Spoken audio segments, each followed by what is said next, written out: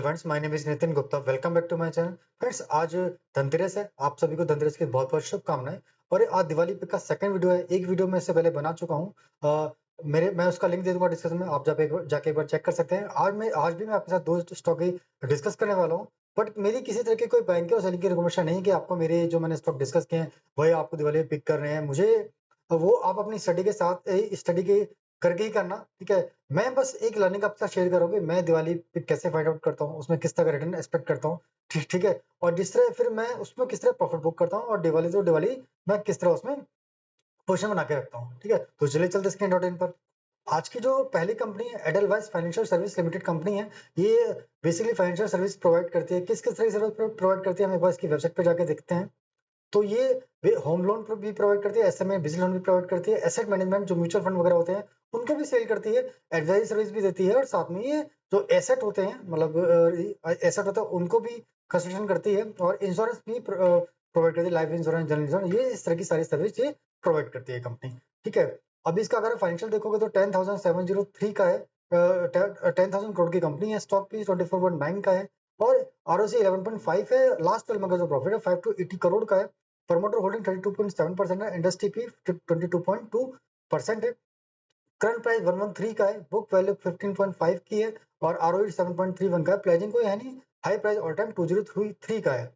लो इसका 59 का है, हाई 146 का है। डिविडेंड कंपनी थोड़ा पे करती है। फेस वैल्यू 1 का है, और डेट टू इक्विटी 4.27 है। उसका सिंपल सा रीजन है कि फाइनेंशियल कंपनी की जो डेट टू इक्विटी होती है वो इनकी इन्वेंट्री होती है। जितना ज्यादा इनके पास फंड होगा उतना ही ज्यादा अपने बिजनेस को ग्रो कर पाएंगे, और ये आगे जाके लोन देने पाएंगे। इस कंपनी को सिलेक्ट करने का रीजन क्या है कि ये कंपनी के सेकंड पे काफी ज्यादा प्रॉब्लम हुई थी। आगे जाके बैलेंस शीट में भी हमको वो नजर आएगा, बट अभी वहां से निकलती हुई नजर आती है। एक बैलेंस शीट जो इनकी वो यहाँ से इनकी मजबूत नजर आती है, जिस तरह से मुझे लगता है कि इसमें अगली दिवाली तक एक अच्छा खासा रिटर्न मुझे हमें मिलना चाहिए, ठीक है। अब एक बार क्वार्टरली इनकी बात कर लेते हैं। एक्चुअली सितंबर के इन्होंने आज ही पोस्ट किए हैं। पहले अगर आप जून के देखोगे, जून में 1979 से सेल बढ़कर 2325 की हो गई थी। जो प्रॉफिट है 24 से बढ़कर 105 का आया है। 4 टाइम्स का प्रॉफिट आया था जून के क्वार्टर में। सितंबर में इनके 2159 था की सेल है, 2156 की सेल है, सॉरी 106 का यहाँ पे इनका प्रॉफिट है। इन्होंने आज क्या कहते हैं रिजल्ट पोस्ट किए हैं। अगर हम रिजल्ट में यहाँ पे देखें तो एक सेकंड में देख लेता हूँ,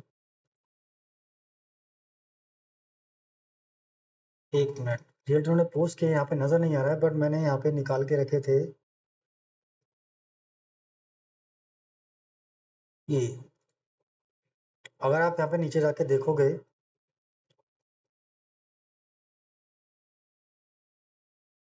ये इसके रिजल्ट है। इनको जूम करते हैं, देखो। लास्ट क्वार्टर में 2164 की इनकी सेल्स थी सितंबर में, अब बढ़कर 2842 की आई है बढ़कर, ठीक है। इनकम और इनके जो एक्सपेंस है वो भी थोड़े से बड़े हैं, बट जो नेट इनकम है, टोटल इनकम है, वो इनकम ये है आफ्टर टैक्स, जो 95 की थी वो टोटल 239 की आई, यानी 101 का था वहां पे, यहाँ पे 239 की आई है। तो इनकम में अच्छी खासी यहाँ पे भी ग्रोथ है, लगातार ग्रोथ, हर क्वार्टर में ग्रोथ नजर कर ही रहे हैं ये। तो एक तो रीजन मुझे ये समझ में आएगा। और इनकी जो बैलेंस शीट थी ना, वो मतलब जो उन्होंने हाई बनाया था, जो आपको यहाँ पे हाई नजर आ रहा है 203 का, वो इन्होंने हाई बनाया था 18 में। 18 में जब इनके फाइनेंशियल कहते हैं, पर वो भी चेक कर लेते हैं। 18 में इनके फाइनेंशियल जो थे वो 8878 के थे, और जो अब जो बढ़कर 9846 के होंगे, और जो नेट प्रॉफिट था वो 837। प्रॉफिट वहां तक नहीं पहुंचा है अभी, अगर प्रॉफिट पे लगा, क्योंकि वहां पे उस टाइम पे 60% मार्जिन था इनका, हाईएस्ट मार्जिन था इनका। अब 34% तक पहुंच गए हैं, ठीक है। बट इनका इनकी बैलेंस शीट क्या थी, बैलेंस शीट में देखो तो यहाँ पे 48,964 की इनकी क्या कहते हैं अच्छा खासा बोरिंग थी, जो कि अब कम है। मगर अगर बोरिंग वहां तक बढ़ती है तो इनका जो नेट प्रॉफिट है यहाँ से और भी स्पीड से डबल होगा, ठीक है। और इनके जो एसेट वगैरह थे, फिक्स एसेट 1055 के थे, जो बढ़कर 12290 के गए। जो इन्वेस्टमेंट थी इनकी वो 787 की थी, जो कि बढ़कर 18,491 की हो गई है। ये मतलब एक बैलेंस शीट अच्छी खासी इनकी मजबूत नजर आती है। और अगर आप देखो लास्ट जो कुछ ईयर थे ना, जैसे 18 तक अच्छा खासा था, 19 में भी इनका अच्छा खासा प्रॉफिट था, बट उसके बाद यहाँ पर टू एक अच्छा खासा डिप लगा, माइनस में गई। माइनस में क्योंकि इनको इंटरेस्ट काफी ज्यादा पे करना पड़ा, ठीक है। क्योंकि वो शायद कोविड वाला साल भी था, 21 में भी इनका कम था, 22 में। फिर उसके बाद लगातार इन्होंने ग्रोथ लगातार रहेगा। 2022 में 227 का था, अब 518 का है, लगातार डबल हो गया है वो 2 साल के अंदर। तो यहाँ से मुझे एक जो इनका पहला वाला है ना, वो मुझे यहाँ से बनता हुआ नजर आता है। ठीक है। अब अगर आप प्रमोटर होल्डिंग की बात करोगे तो 32.74% प्रमोटर के पास है, एफआई के पास 27.97 है, एफआई के पास भी अच्छी खासी होल्डिंग 3.08 है क्योंकि किसी टाइम पे 2.65 कर दी।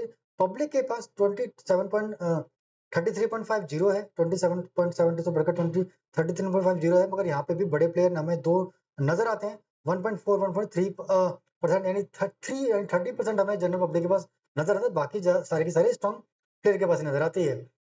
अब इसमें जो इन्होंने हाई बनाया था वो तो हमने देख लिया इन्होंने कब बनाया था हाई, मगर अब क्या कर रहा है। अब अगर इसमें टेक्निकल भी आप देखोगे तो एक पैटर्न कब विद हैंडल का ये बना था, इसका ब्रेकआउट हुआ, स्टॉक ऊपर गया, वहां से रीटेस्ट किया, आज इसका रिजल्ट आया तो अच्छा खासा ये ऊपर भी गया आज।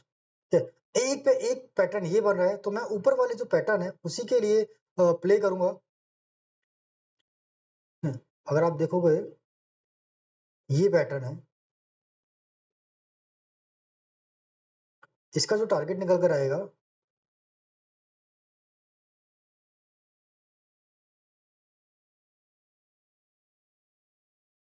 वो निकल कर आएगा, मतलब आप कह सकते हो कि लाइफ जो जो लास्ट टारगेट था वो इससे ऊपर निकल कर आएगा, मतलब जो लास्ट टाइम था उससे ऊपर निकल कर आएगा। तो हम या तो इस के लिए प्ले कर सकते हैं,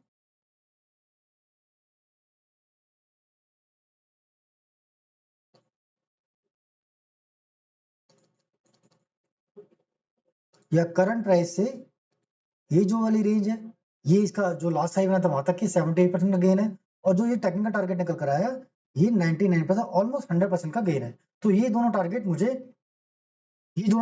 यहाँ से मतलब नजर आते हैं। अगर अगली दिवाली तक अगर इनमें से एक भी टारगेट अचीव होता है तो मैं उसकी पोजीशन को क्या कहते हैं ऑब्वियसली मैं वहां से प्रॉफिट बुक कर लूंगा और अपने मनी को सेव कर लूंगा। ठीक है, और अगर नहीं होता है, अगर उससे पहले वाला टारगेट जो है जो कि 70% है उससे भी थोड़ा कम रहता है, तो मैं दिवाली तक वेट करूंगा। ठीक है, और अगर हुआ टारगेट बहुत जल्दी, जो पहला वाला टारगेट है बहुत जल्दी अचीव हो जाता है, ठीक है, 5-6 महीने के अंदर, तो मैं अगले टारगेट के लिए होल्ड करूंगा दिवाली तक, क्योंकि मुझे अगर वो 5-6 महीने में अचीव होता है तो अगले जो जो हमारा क्या कहते हैं टारगेट है उसमें बहुत ज्यादा समय नहीं लगेगा तो अचीव होने में, इसलिए मैं उसके लिए प्ले करूंगा, ये मेरी स्ट्रेटजी होगी। ठीक है, अब बात करते हैं सेकंड कंपनी की, तो चलिए चलते हैं सेकंड डॉट इन पर।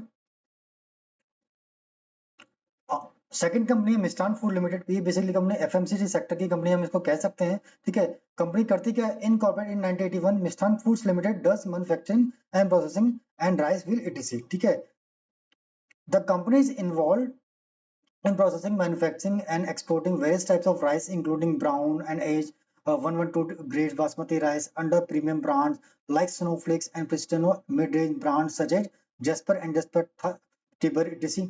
ठीक है, और इनका जो बिजनेस मॉडल है वो sourcing, the company has established location with farmer Mandal and agent, the sourcing of grains happens through a simple cash and carry model. Around 80 to 85% of the procurement is a financial is a concessional rate from the bank. Processing, packaging, marketing, और इनका जो split है business का, domestic से काफी ज्यादा business है, export से इनका 1%, तो एक्सपोर्ट पे ये डिपेंड नहीं है।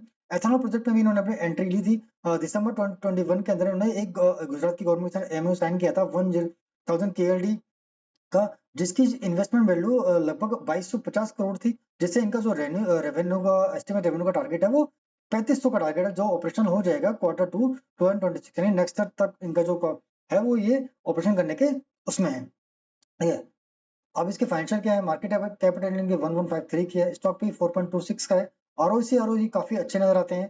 ठीक है, प्रॉफिट 12 मंथ का 346 का है, जो कि काफी अच्छा नजर आता है। प्रोमोटेड होल्डिंग 43.5%, इंडस्ट्री भी 5.1 का है, करंट प्राइस 14 का है, बुक वैल्यू 7.38 के, बुक वैल्यू से डबल है, ज्यादा बहुत ज्यादा अभी, मतलब एक रीजनेबल वैल्यू पर नजर आता है।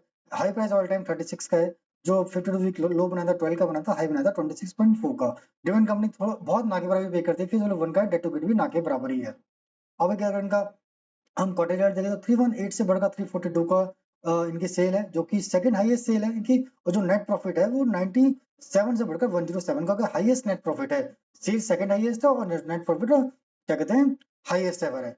और अगर हमारे पास 1 2 3 5 6 7 का ही 7 का डेटा है, जिसमें अगर देखें हम 5 जो करोड़ की सेल से बढ़कर 1288 की हो गई है, जो सेल जीरो प्रॉफिट नेट का था ना, जो नेट प्रॉफिट जीरो हुआ करता था वो 354 का हो गया, तो ये एक अच्छी चीज नजर आती है। इसमें अदर इनकम का कोई ऐसी इनकम है, इनमें एक्चुअल में ऐसी कोई भी इनकम नहीं, जो अदर इनकम ऐसी होगी जो वन टाइम, ऐसा कुछ नहीं है, सारा का सारा इन्होंने बिजनेस से ये जनरेट किया है, जो कि काफी अच्छी बात मुझे नजर आई थी। और इनके बैलेंस शीट की बात करोगे तो 108 का इनका इक्विटी कैपिटल है, रिजर्व इनके पास 687 का है, और बोरोइंग इनकी 6 है जो कि बीच में बढ़ गई थी, बाद में इन्होंने उसको की कभी सारा बिल्कुल पे कर दिया है। फिक्स एसेट इनके पास ठीक कहीं नजर आता है, फिक्स एसेट इसमें जाना है नहीं क्योंकि इनका जो मॉडल है हमने पढ़ा वो ऐसा सिंपल है कि फार्मा वगैरह से खरीदना और बैंक के थ्रू क्या कहते हैं फंड लेना और आगे उसको एक्सपोर्ट करना या से मार्केट में उतारना। प्रमोटर की बात करें तो 43.48 प्रमोटर के पास है, एफआई के पास 5.63 है क्योंकि यहाँ से जो किसी 21 में जीरो थी वो बढ़कर एफआई के पास 5.63 हो गई है।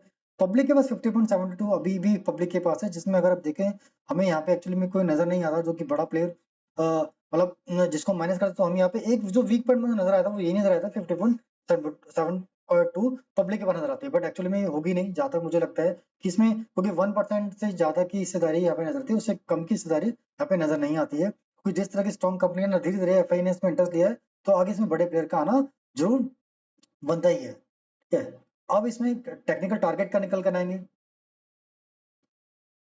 देखो उसमें दो टारगेट है जो उन्होंने हाई बनाया था 19 में था, ऑब्वियसली जब हाई बनाया था तो उस टाइम से और अब के फाइनेंशियल में बहुत ज्यादा चेंजेस हो गए, तो जो हाई बनाया था अगर अब करंट प्राइस आप देखोगे तो 152% का गेन यहाँ पे हमें नजर आता है, और एक कप विद हैंडल का पैटर्न भी बना हुआ है जिसका ब्रेकआउट होकर नीचे भी आ गया। ठीक है, मगर एक कप से नीचे है तो इस पैटर्न को हम कह सकते हैं कि ये फेल हो गया। ठीक है, बट तो अगर हम इसका भी टारगेट लें तो ये वाला टारगेट हम भी हमें निकलता है, दोनों ही के जो 117% का गिना रहता है, मतलब अगली दिवाली तक मुझे लगता है कि जिस तरह के फाइनेंशियल चल रहे हैं इनके, जिस तरह का बिजनेस मॉडल है, मुझे इसमें कोई डाउट नजर नहीं आता कि यहाँ से ये 100% का गेन देने लायक स्टॉक नहीं है। ठीक है, तो मैं दोनों ही केस में मतलब एक्चुअली में अगर 100% का गेन मुझे अगर 6 महीने के अंदर 3 महीने के अंदर 9 महीने के अंदर मिल जाता है तो मैं उसको बुक कर लूंगा, भले ही फिर फाइनेंशियल कुछ भी हो जाए। ठीक है, क्योंकि मेरे लिए ये 100% गेन एक साल के अंदर, एक साल से पहले होना बहुत बड़ी बात होती है। ठीक है, और अगर नहीं मिलता तो मैं अगले फाइनेंशियल इम्प्रूव जैसे आ रहे वैसे ही रहेंगे, या फिर हो सकता है नेट प्रॉफिट थोड़ा बहुत कम हो जाए बट नेगेटिव नहीं होना चाहिए। ठीक है, तो उस केस में मैं क्या करूंगा, अगर मेरा टारगेट अचीव नहीं होता है तो मैं इसको क्या कहते हैं दिवाली तक होल्ड करूंगा। ठीक है, और अगर ये अगर मार्केट कंडीशन खराब होती है या कुछ भी होता है तो दोनों स्टॉक जो मैंने डिस्कस किए, ठीक है, मैं कंडीशन खराब होती है और जो बैंक प्राइस है वहां से नीचे जाता है और फाइनेंशियल में कोई दिक्कत नहीं होती है तो मैं उसमें एवरेजिंग भी करने के लिए सोच सकता हूँ। ठीक है, ये मेरी स्ट्रेटजी है, मैं इसी तरह कॉल लेता हूँ। ठीक है, आप एक बार खुद से भी स्टडी करना और फिर देखना कि क्या आप जो स्टडी करके लोगे अपने एक्सेल शीट या कोई भी जहाँ पे जब स्टॉक अगर आप बाय करते हो वहां पे अपना जो भी आपने बाय स्ट्रेटेजी फॉलो करी है आप वहाँ पे नोट डाउन करोगे तो आपको समझ में आएगा कि मैंने किस स्टेज पे लिया था, तब फाइनेंशियल क्या है, तब कंडीशन क्या थी और अब कंडीशन क्या है, जब मैं इसमें एवरेजिंग कर रहा हूँ या मैं प्रॉफिट बुक कर रहा हूँ। तो इससे आपकी लर्निंग इंप्रूव होगी, कॉन्फिडेंस भी बढ़ेगा और आप अपने लिए खुद से ट्रेड कर पाएंगे। तो आज के लिए इतना ही। आप सभी को फिर से दिवाली की बहुत बहुत शुभकामनाएं, धनतेरस की बहुत शुभकामनाएं। हो सके तो हम एक वीडियो जरूर और कर लेकर आऊंगा दिवाली पे का लास्ट वीडियो। ठीक है, तो जल्दी मिलते हैं, आज के लिए इतना ही, धन्यवाद, जय हिंद।